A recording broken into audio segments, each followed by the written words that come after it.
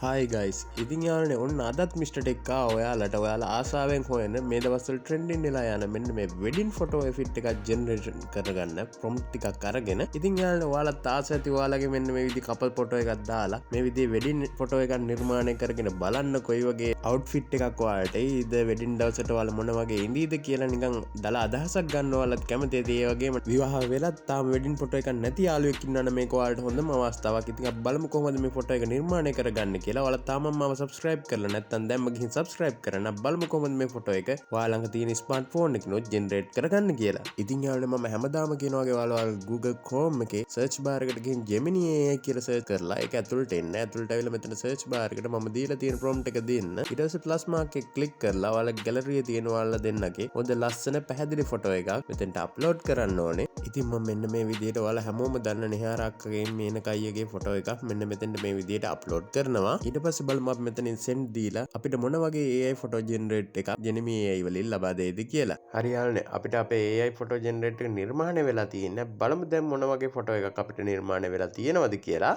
ඉතින් යාළුවෝ ඔයාලට පේනවාද මෙන්න මේ වගේ ඉමේජ් එකක් තමයි අපිට ජෙනරේට් කරලා දීලා තියෙන්නේ. ඉතින් යාළුවෝ ඔයාලට බලන්න මේ ප්‍රොම්ප්ට් එක නැවත නැවත ලබා දීලා මෙන්න මේ විදිහට තව පින්තූර ලබා ගන්න.